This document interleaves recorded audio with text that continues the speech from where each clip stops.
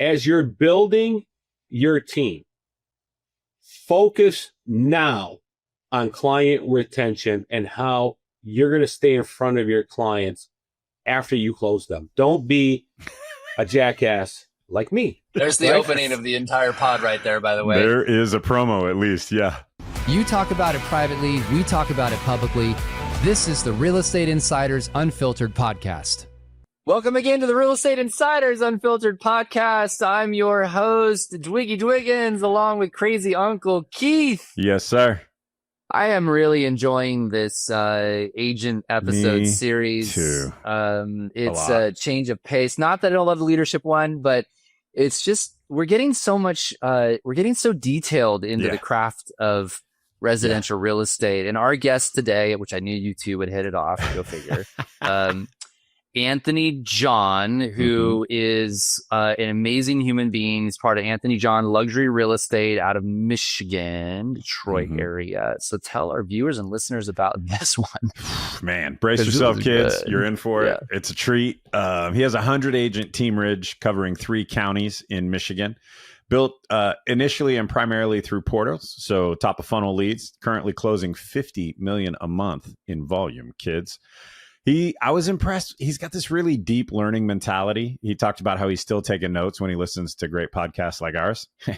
And he unpacks what a teamerage is, gives us a real breakdown on how his team is structured. James and I just rapid fired questions at him about how he builds his team. Biggest mistake he sees agent makes with inbound leads, how he holds people accountable, and you'll be surprised by his answer. His full tech stack and how he uses it, his thoughts on client retention and the power of consistency. Great episode from someone doing great things in real estate. You're going to dig it. Put it in your ears, kids. Anthony, welcome to the podcast. Long overdue. I am excited to have Anthony here. Keith just got to meet Anthony for the first time. Y'all are in it's almost for a like treat. I wasn't even in the room. 2 of them already bonded. Accurate.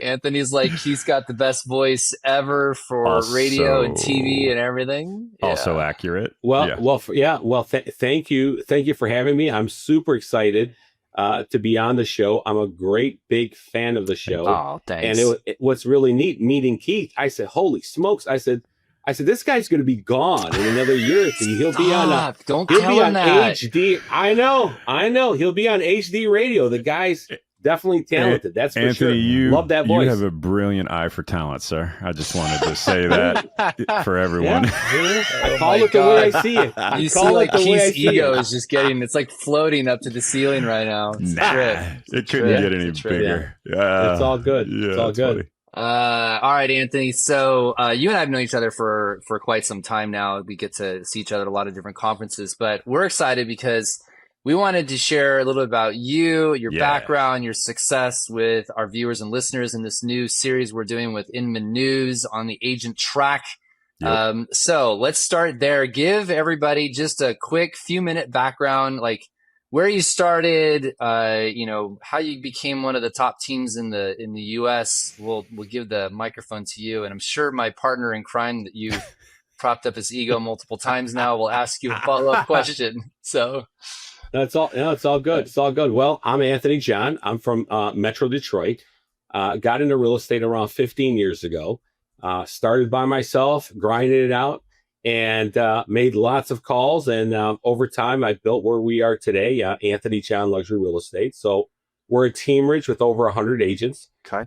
We run like a team inside of a brokerage, but we've got the best systems, accountability, strong marketing, and a culture that helps our people thrive. And we grew by locking in serious lead flow by Zillow and Realtor.com and our own marketing, obviously. Okay. And then I built out operations, coaching, and tech to support the growth. And today we're closing about $50 million a month and sometimes a lot higher. And we're giving an agents a place where they can grow and think big. $50 million a month in volume. Yeah. Dang. I'm going to just process that for a minute. But we're Realtor.com's biggest spender in the state of Michigan. And we're also Zillow Flex's biggest team.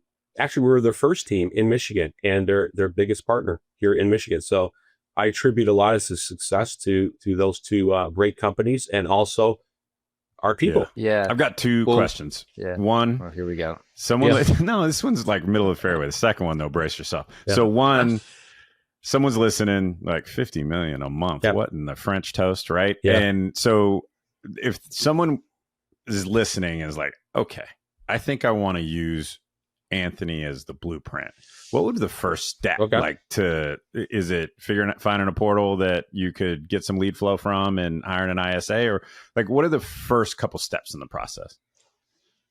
I don't think this is where me and my good friend Gary Ashton spar on the ISA model, right? Good. I'm not a big believer in the ISA model. He swears by it, works for him, and my version works for me. I definitely wouldn't tell an upcoming agent or team to do the ISA model initially, right? What I would tell them to do is find a lead source where you can actually buy some good quality leads and just start there. Start low and slow, right? Think like you're about to cook a turkey. You don't go fast. You got to go low and slow, right temperature, right? And scale out appropriately. Don't try to rush this process. I've seen too many people rush it and they all fail. Right. They all fail. Yeah, you should get so busy that you can't handle the lead flow. And that's when you add, right? And I see 100%. Yeah, I see too many people who just want to buy a bunch of leads and bring some agents in and not actually work them themselves. I'm just going to manage all these people. And that's when I see them sort of crash and burn. Speaking of... Well, go ahead. Can I just say please. one thing? No, Sorry to interrupt. That's the blind leading the blind. That's why most teams don't work. This is why most brokerages don't work, because the head commander or commandress has zero idea on what's going on or how to do it themselves. And then you get these people and then they all fail miserably. Not that they want them to fail, but they just, they don't understand the system. Okay. Follow-up question for the audience that's just listening. Over Anthony's right shoulder is a picture of a UFO, like a flying saucer, literally. What is the story with the flying saucer? I need to know. Well, two things, right? So let's acknowledge this Ronald guy Reagan, first. for those listening. That's, Ronald Reagan, one of the greatest men that's ever lived in my lifetime. So that's my hero. And this is a personal autographed Bob Lazar UFO. Yes, Bob Lazar drew that, and I got it, and he autographed it for me. He said, to Anthony and Nikki, which is my better half, best wishes, Bob Lazar, Area 51, when he was out there, and he, it's big conspiracy stories. Yeah, we're gonna go full Joe Rogan here in a second. Hey, I got all the time. Hey, I tell you, I'd rather talk about the UFOs than the real estate. The real estate, I like taking a little break from it if I can. But no, we won't. I love it though. That's awesome. That's a rare find. That's great. All right, I'm going to go dive right into the rapid fire because I've already derailed us enough. Thanks for James. Thanks for letting me be me. Hey, you be you, buddy. So I'm a avid reader and podcast consumer. Favorite Booker podcast this year ever. Most recommended. Whatever. Just where do you go to feed your mind? I got two podcasts, and I'm not just saying this. One is your podcast, right? So Real Estate Insiders. I just got to take 2 minutes on this. Go ahead. Well, no, I got to do this. Listen, I got to tell you. So James knows this. We travel, right? A lot, right? 16, 20, 25 times a year. We're always talking to all the biggest people in real estate. I mean, you guys are it too, right? And one thing we all try to do is try to get some information from one another. It's like first trading, right? What are you doing? This is what I'm doing. And then you guys came up with this magical podcast. This is probably the greatest thing that's ever come out. Any person that's in real estate that isn't watching this, you need to be watching this. Because everything's being traded here. It's crazy. I mean, I was just watching it the other day and I was like, holy smokes, I didn't know that. That's a great piece. I was taking notes. So it's not only fun to watch, but it's also very, you could brush up on your, not just your skills, but I'm saying your strategies and business. I appreciate that. I'm going to Venmo you that money now that I promised for you to say that. Yeah. So producer, mark the tape for that one. There's a promo. Yeah. But in the second one that I like as well is Valuetainment with Patrick David. So I love that as well. It gives me, the best mix of business, news, real talk, right? And he covers everything from business to current events to politics, So I really, really enjoy that. And my favorite book, my all-time favorite book is Tom Hopkins, Act Like a Lamb, Sell Like a Lion. Big I've fan read of that his. in forever. Yeah, so Yeah. good though. Well, It's I'm so an old good, guy. though. Just turned 50, man. Yeah. I'm 50 years old, baby. I mean, Tom Hopkins tells you, right? I mean, you know Tom Hopkins, you're an old guy. Yeah. Those are great recos. I've heard Valuetainment a few times and never listened. I'll add that to my queue for the treadmill. Yeah. Oh, it's amazing. Amazing stuff. Yeah. Amazing stuff. All right. My question is this: that I'm asking. I'm trying to find if there's a similarity, or Keith and I are trying to find a similarity in our guests. So, like, what's a habit or ritual that you do every day that you're consistent with? That is like you just don't not do this habit or ritual. I would tell you it is my bike riding. I wake up in the morning. I do 5 miles in the morning. I do 5 miles at night. It's the only time where I can just de-stress, get started with my day. And I feel like I'm on an airplane or a horse, right? So it just helps me get through the day because I'm always under pressure every day. First, that's like literally you every day. That's your thing. You make sure you get that done before you start your day and all the chaos. That is every day. Love it. Yeah. Okay.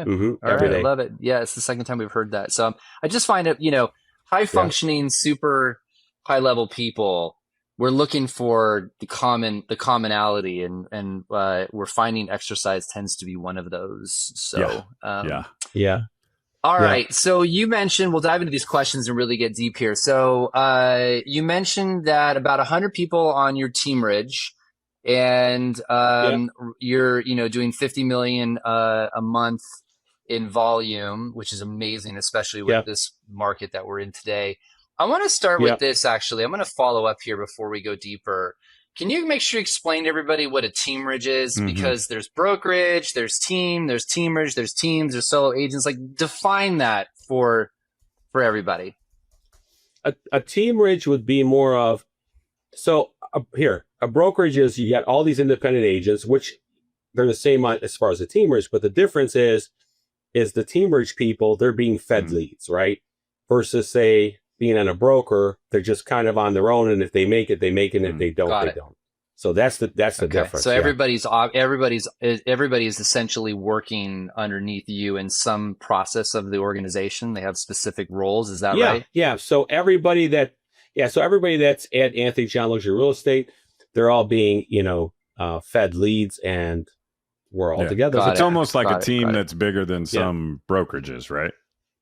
A lot of brokerages. Yeah. I've seen smaller brokerages, and I've seen bigger brokerages, but we're like a slow growth. We're not trying to bring everybody on. It's honestly, we could have been triple and quadruple, but we just were very, very cautious. We're very slow. Let's do some of the tactical stuff, like just so that people have context. How big is your team? What markets do you serve? You've given us the 50 million a month. Maybe do it in unit count just so people just give them a picture of what you do. So we're somewhere around 12 to 1,400 transactions a year. We handle Macomb County, Wayne County, Oakland County. Those are the three main counties in our cluster, right? So it's a tri-county area. We focus on, obviously purchases and listings, but we don't really do too much commercial though. Mostly our stuff is all residential. How is your team structured? Can you give us how the departments look? Like, so leads come in. Can you give us the workflow of leads come in and this is how it works through the process? Yeah. So each team, our team is broken up into units. So each unit, I designed it like the military, right? Squads, right? Units, right? So there's a team captain, and the team captain runs that unit. Who's the team captain? They're the best of the brand. They're people that are loyal. They're just the best realtor, best customer service. They're all about the brand. They run these units, right? Because remember what I said earlier, blind leading the blind? Well, we can't have the blind leading the blind here, right? So we have the best leading that unit. And then within each unit gets a transaction coordinator, a marketing person, a tech person, right? They say transaction coordinator. Yeah. So it's all one unit. They all back each other up. So it's really, really neat, right? So in that now team, so you got that one leader at the top, the service people, and then how many agents are in that unit? Is it 15, 10, 2? How many? Varies probably. It all depends. It varies. We don't want anything to go over 40. We want to keep it 40 and under. So that's the design plan of it, right? So the average right now is somewhere between 8 and 15. Okay. Gotcha. So one leader with service providers alongside of that. They get the same transaction coordinator so that they can learn the movements of each individual agent and how that transaction coordinator likes it. It's very smart. And then underneath them, there's somewhere between 8 and up to 40 agents, depending. And does each team leader build their own team, or do you... No, we help. So we have a whole department on just recruiting. We have a whole recruiting department. And I'm getting really tactical. I hope that's okay. But for recruits, are you looking for newbies because they got no bad habits? You can train them like you like it, or mix of both, or how do you screen who you're bringing into your ecosystem? That's a great question. Look, we go from both sides. I personally, I'd rather have somebody brand new. They always seem to be the best. Yeah. But the flip side to that is that they never been anyplace else, so they think what is here is everywhere, and it's not. So sometimes, I'm not saying my people are ungrateful, but sometimes it could create an retention is a little harder when they've never never experienced anything else. It is. It truly is. Yeah. True. Okay. Good. That and then leads that come in, leads that come into the teams is like you mentioned. You were big into. We're going to talk about this anyway, but you're big into Zillow and Realtor. This sounds like there's two main lead sources. Does it certain teams get realtors, certain teams get Zillow? Like, how does all that work? Give us how that's divided up and who does what there. So we have floor time, and then what we do is we allocate each agents for these shifts. So we have an 8 to 11 shift, 11 to 2, 2 to 5, 5 to 8. Those are all shifts that are going to get covered inside our office. Right. Yep. And then they got to stay in front of a computer because the leads are coming in, and that's right. And we want them to be focused just for those leads. And then from 8 p.m. to 8 a.m., it's the Wild Wild West. So it's an open claim. Grab it first. Whoever can get it gets it. So that's really smart. So, and I know we're asking really specific questions, but I've found. Yeah. Some things I'm not going to tell you guys because sometimes I might have some competitors saying, hey, what is he doing over there? I'm spilling the beans. You tell them, because most of them won't do it anyway, and the ones who would figure it out. 99% won't, by the way. So just to tell you what I heard, you've got office hours. I love that you called it floor time. For those of you who have been in the business for 15 years or less, just Google it, kids. You'll figure it out. But that's basically, they're there to receive the inbound lead flow, right? And you've got structured hours for that. Yeah. Do you measure them on response time? Or is it it's just pounded into them? Speed to lead is everything, and they know that.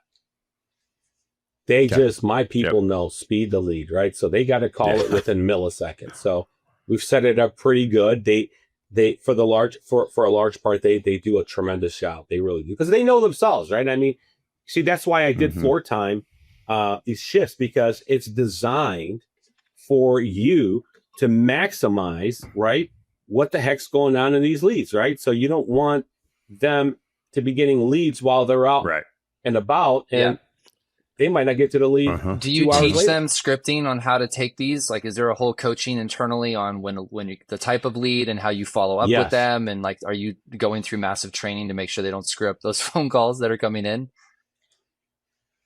Massive training. In fact, our team captains do a great job of training them. But what we do is we give them, time to sit with the actual person on floor. Like, hey, go hang out with these 3 people. So they're watching them, the different shifts, the different styles, different techniques that they're doing. And then on every Monday at our brand, we host a huge mastermind. The entire company gets together from 12 p.m. to 2. and we just mastermind everything, lead specifically. So we're always growing on a weekly basis. What's the biggest mistake? So you have such a unique chair to see a lot of agents work inbound leads. What's the biggest mistake you see agents, whether it's with your team or not your team or whatever, but biggest mistake you see people make with inbound leads? They're not following up fast enough. I mean, they're not following up enough, and they're not calling the lead fast enough. Those are the two things. And I would probably say the follow-up is even more than the initial, the speed. On They that dropped subject. So Gary mentioned to us in the pod that we did episode 1, 38 times they're following up with leads on average through their mechanism. And again, I don't remember the time frame, Keith, but the point is there's a significant amount of follow-up. So like, what does that look like for you guys? Is it similar in scope, like your email and phone calls? Like, what does that look like? Well, we're hitting them. We're hitting the lead every day for the first week. That's for sure. And then it's every week we follow up with them at least once a week. So that's our protocol, right? The way we do it. So until you get a no, it's like endless, leave me right? alone, like it's something. Yeah. Like, don't ever call me again. And then you're like, fine, I'll text you. Right? No, I'm just kidding. I'm just kidding. Yeah. So moment they say, hey, don't, we're done, right? Yeah. We so give it our best effort. once a day for a week, then once a week forever till they buy, sell, die, or tell you to go away. Yeah. That's right. Buy or die, right? Buy or die. Hey, let me ask you this. As I'm just thinking about this out loud, and I'm not trying to put you on the spot. So I'm just wanted to understand. You get leads from. I'll give you a no comment, and you're welcome James, to. But you've got leads coming in. I'm assuming a majority of the business you're doing is coming from Zillow and Realtor. Is that a fair statement or not? Let me start there. Okay. Yes. Okay. Yes. So, I mean, we have other sources as well, but if I wanted to be truly transparent, I would say the bulk of our business is those two lead sources. Give me, tell us what is the difference, or do you approach the leads differently from Zillow or Realtor? I'm trying to understand if you have you found that they're different types of customers, or. I don't think they're different customers. I think that they're the same customers. In fact, here's what's eerily bizarre. They'll both go the other way. It'll pop up one day in Zillow, one day they're in Realtor.com. So they're the same type of client. So, but they're the best lead that money can buy. Top of they funnel, really are. Both early, of them. Amazing. Oh yeah, it's A plus. What's the time frame it takes, like on average, when you get a lead from one of these sites to how long from hello to close? escrow? Yeah, hello to escrow. Yeah. 90 to 180 days average. And some of them are 2-3 years out. Some of them are 30 days out. It all depends. But if I were to say an average, 90 to 180 now you're doing leads days. that are hot connect. I don't know the right terminology, but it's basically, are you getting hot transfers, or are they just email inquiries? We do get live transfers. Yeah, we do. We do get live transfers. Yeah. And we get leads that they, not just live transfers, but they want to actually see the property. Like, hey, can you set this up for us? Interesting. I got one. I'm a little off top. Oh, no, go ahead, James. Go ahead. I was going to shift gears. Go. You sure? Okay. Yep. I did a little research for once for the podcast. James, don't be so surprised. You've been quoted multiple times, I think. So tell me if this is right. But luxury you, Anthony. Who, me? Yeah. Luxury equals service, not price. Is that something that you've espoused? I've said, luxury is for the service, right? And not the price. I'm sure you have some $3 million listings and some $350,000 listings. Do you approach them the same, or do you approach them differently? Yeah. All of the same. That is one thing about me at the brand. I don't care if a customer's 20,000 or 20 million. We got to service that client in the same way, because I'm all about that experience. I'm all about that 5-star experience. I love our clients. Where do you fit? Where do you fit into this equation? I wanted to ask, because there's good question. 12 to 1,400 transactions. Your name's on the brand. People are obviously wanting to talk to you. How in the hell do you spread your time and make sure that people feel that service? Do you talk to all those clients? Do you not? How do you manage that? I have a rule, when they have a closing here at the office, we invested in a multi-million-dollar building. It's a beautiful building. Gosh, I wish you could see it. And you know, when they come in, we dazzle them with the look. They come in. I love just, you know, I just happen to be walking by, right? Like a Judge Wagner, right? Come in, like, hey, what's your name? Hey, are you buying with us, selling with us? Oh, we just bought, we just sold. And just congratulate them. And I just try to do it, you know, old man style. You know, I think my soul is like from the 1930s or 40s. Yeah. You know what? Yeah. Just to double click on that for a second, Anthony. I know early in my sales career, I felt like I was the only one who could do it right. And I hit a capacity where I couldn't sell more homes, right? It was literally like, that's just all I got. And I had a mentor who taught me, no, Keith, what they care about is your standard. What they care about is what's important to you. And by the way, you giant ego idiot, Keith Robinson, you actually think you're the best at everything. You're wrong, right? And the way that he explained it to me was like, do you do your own home inspections? I'm like, no, I'm not a contractor. I don't know anything. Like I got one tool. It's a hammer. I use it for everything.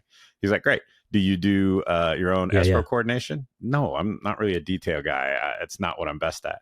He's like, so you outsource stuff all the time. Your ego won't let you outsource these things. I was like, oh, dang, you're pretty good at mentoring people.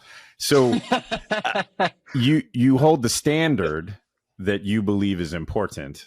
And so long as the people on your team will hold that standard, then you can scale. It's not the only way to build a business, but if you're going to expand beyond your own personal production, then you have to maintain the standard and rigor around the standard. And that's what people, quote unquote, buy, right? That's what they expect, and you deliver it. I agree with you. I agree 1,000%. And I think that when you have that mentality and you teach it upon your leadership and to the people within the brand, you know, your brand or whoever brand, I think the clients see that, and in turn, you know, that's how you get the reviews and the clout that goes with it and the respect level, right? I mean, like within our brand, you know, we're a suit and tie organization. You know what I mean? Anthony is the best never dressed see person one of you're my going to see people at any event all the time. Well, listen, I have the best T-shirts money can you, buy. But no. Listen, everybody has their own style, right? But for my brand style, right? Because, you know, I want to be different, right? I mean, there's 20,000 people. I don't know. I'm there's a number of other people. 20,000 agents in Michigan, but there's a lot. How are you going to be different? So I say it's got to be style. It's got to be swagger. You got to have the heart of a saint, right? Because you want your clients to feel the love, and you want to be honest with them, you know, but you want to be the Donald Trump negotiator as well for them. And you want to have this sharp swag look that you just wow them, right? So that's what my battle at the brand. By the way, Anthony, just real quick. Go ahead, James. No problem. One of the things I love about what you're saying, I say this all the time, that people choose the leader first and then they choose everything else. And so what I love what you're saying here is that you've got your persona, your swagger, all of those things. But what more importantly is, you've said this multiple times, is that you're holding everybody to a minimum standard. Like, you're saying, this is how our company operates. We're going to be this way. And I think that the industry is scared to like lead their people sometimes. And it's, so you don't have to be everything for everyone. Right. But I haven't been to your office, but I can assume that the people that are there, you know, follow you, they believe in what you've done, they look a certain way, and you're differentiating yourself. But I also love the fact you're holding them accountable to it. And there's not enough accountability in this business anymore. And I like the fact you're bucking that trend. Like you're saying, well, you have to, I say from day one, James, you know, when I say, like, when you say, hey, you know, you're holding them accountable, we're all holding each other accountable at the brand, right? You know, because I never want. I just want to be a little comfortable here with you. I never want people to be here and say, oh, AD says, because they call me AD says I got to do it this way. No, let's sit down together once a week and see what the best way is. All of us together as a pack, and let's come up. And that's what we do. We come up with stuff, and then people want to do it because they're part of it, right? They're part of it. They're, versus me. If I tell you, James or Keith, like, hey, you got to do it this way. Right. You're like, I don't want to do it that way. But if we work together, say, hey, we're trying to accomplish this big goal. How do you think we should tackle it? And then we all come together and we come up with a way. I think we'd be freaking idiots if we just didn't follow the way we just created together. And you get more buy-in that way anyway. Does that make sense? It's a collaborative experience. So I've got a question. Yeah. The standard matters. Holding people accountable matters. How do you hold your team? Like if someone, look, everyone's human. We all make mistakes. So someone makes a mistake. They say something it's not a felony, but it's a mistake, right? And they're on a call or a follow-up or whatever. How do you have a structure for holding people accountable or an approach? Like, how do you really do it in a way that like people receive it? Yeah. Okay. This is gonna be a good answer. I can tell by the smile. Yeah. Oh man. That's it. Well, I mean, listen, I probably will. You're probably not going to like my answer. I don't know. Keith might. I'm probably the dad you've always wanted to have, right? So I'm the guy that, I'm not saying that look the other way, but here's how I do it, right? So if something's all jacked up, I say, look, you know what? You screwed up, blah, blah. Just don't do it again, right? I'm not this crazy psychopathic, power-driven guy. I don't do things like that. I don't want to walk through the freaking hallway. My people fear me. I think it's creepy.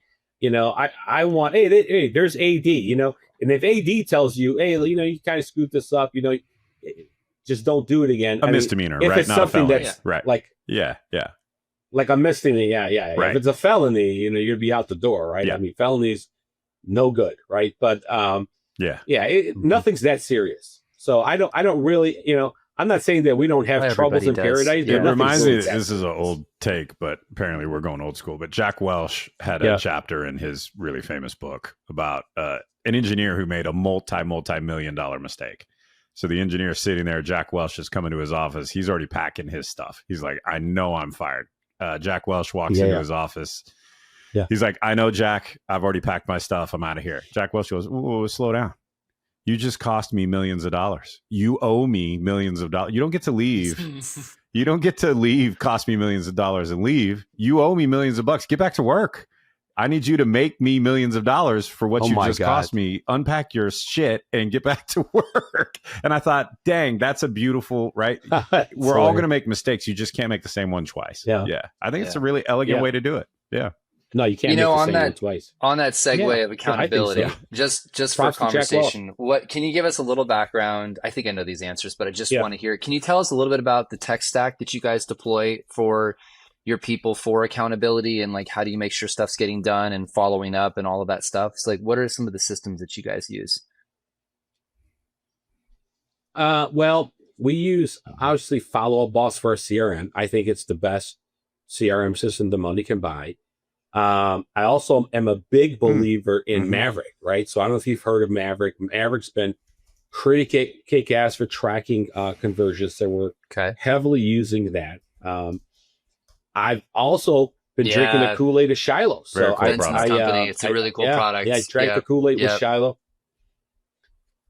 It's unbelievable. So if we use it, it's AI grading our calls. So, which is nice because here's the thing, right? Because I don't like pounding anybody, right? In a negative way. Like, hey, you could have made that call better. And then they think that you're nitpicking them. Shiloh goes through, psychoanalyzes the call, gives you the feedback and says, hey, you could have done this, blah, blah, bean, and then it grades it. So coolest tech that I've seen in the last 3 years. Ylopo, amazing. We've been using Ylopo. Big fan of G and Howard. Great guys. In fact, smart guys, and they have Maverick too, right? So that's pretty neat. Should get a discount because I've got all this stuff. Howard, get ready. But anyways, Howard, you're about to get an email. Hey, Howard. Howard G, you guys watch this. Make sure at least 20% off. At least he wants 20% of everything from this episode. At least, and right.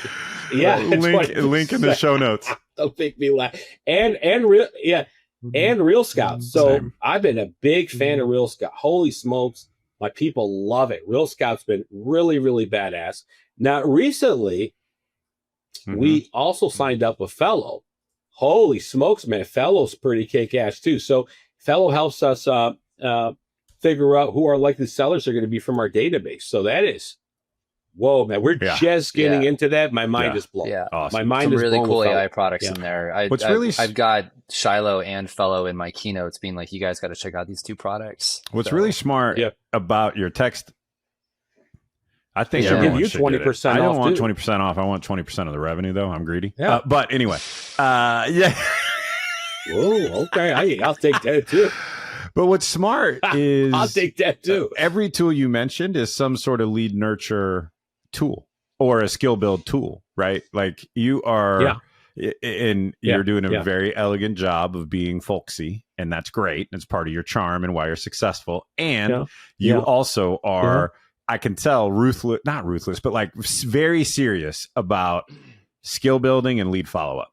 And like and you and I've never met before. This is our first conversation ever. But I will take away from this, like one way to build a successful business is to be obsessive about skill building and lead follow up. You crack the code on those two things, it's really hard to screw up residential real estate. Do you agree with that? Right. Yeah. I agree 1,000%. Keith, let you nailed it. Let me ask this follow up on that. It. So, as I'm really, Keith and I are digging pretty hard on this. We publicly, literally debated even on our own stage for that matter. We did about how everyone's at top of funnel. Everyone's focused top of funnel. And Keith and I have been talking about for like I don't even know, Keith, what 6, 7, 8 years now about what we've called it life cycle of homeownership. Yeah, probably 10. Where we call it life cycle of homeownership. It's how do you nurture people who buy a house and then they sell every 8 to 13 years? How do you stay front and center? To me, this is where there's going to be this sort of this is the next push. You've got Rocket pushing into this. You've got Zillow. You've got products like homeowner.ai and others that are doing that. So this is all leading to a question. A lot of what we find in our interviews is that big producers and teams are focused top of funnel. Like, what is your thought on how you nurture your past clients? Like, where are you guys focused on that? What does that look like over the 8 to 13 years? Is that a priority? Yes, no? Like, kind of give us some background there. Well, picture. That's what I do every day when I see myself in the screen. And that's what I've been. Yeah. And that was me too. Up until 2 years ago, a gigantic jackass. That's me. I really didn't focus too much on it.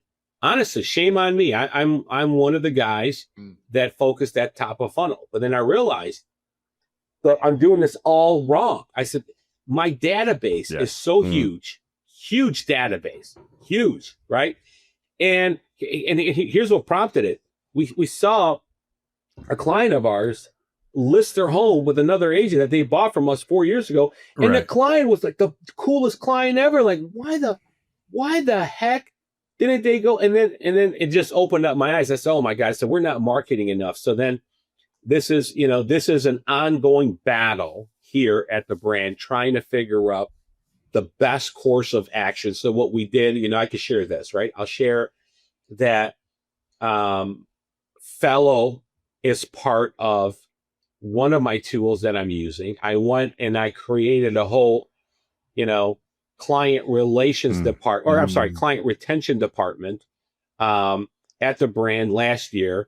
And now what we're doing is focusing on all the holidays, all the, the different things of where our clients see us in front of them, right? Where we're still, in their mind, right? And that's what we're working on. So I am not the best person to ask on this, right? So to the people watching, take a little bit of what I'm telling you because I'm not an expert in this. The other stuff, I think you're the perfect person. This is where I'm headed because so many people neglect that, especially in that lead follow up, lead funnel, build a team with leads. They tend to not like you sharing that vulnerably will help someone who's listening. I promise you. So you are the person. Actually, yeah. So you know what? Actually, here, let's do this. Let's do your audience a service. As you're building your team, focus now on client retention and how you're going to stay in front of your clients after you close them. Don't be a jackass. There's like the me. opening of the entire pod right there. By the There way, is a promo at least. Yeah, Anthony, Yeah. I'm gonna share with you. There's a podcast that is out now. It will be now because this is going to be shown a little bit later. But Charlie Wills, right? He actually has last name right. I'm pretty sure. Yeah. So it was, and I'll tell you why you should watch this, and all the listeners and viewers should watch this. So Keith and I did this interview. Solo guy, does roughly 33 deals a year, 22 million, gets his all of his business, 98% of his business is from 100 people in his sphere. He just literally nurtures the shit out of that 100 people, and he gets 33 transactions a year and lays it out in every granular detail about what he does. He buys pumpkins and invites all of his clients to come to his yard and pick up pumpkins. And he does a Kona icing with his vendor, and they do like an ice cream truck. He literally lays out. Charlie. He We need literally Charlie. is You a should have blue Charlie man. come train your fast. team on how to do it. I'm serious. I mean, he's really amazing. Like, you should just I one listen, guy I doing love it. 33 deals a year I from love it. 100 people in his sphere, no online lead gen. That's it. Yeah. And there's a That's lot of really interesting stuff spectacular. there. And Keith and I are trying to not only find top of funnel, but we're also going, how do we, what I'm calling, how do we close the ecosystem? Top in, servicing, getting them through, and then maintaining that relationship so they stay in your ecosystem, I think is going to be the big driver over the next, few years. I also think, you go first, Anthony. You're the guest. Go. Can I? Okay. Thanks, Keith. I think, let me give you guys a great suggestion for a future podcast. And I'd love to be on this panel.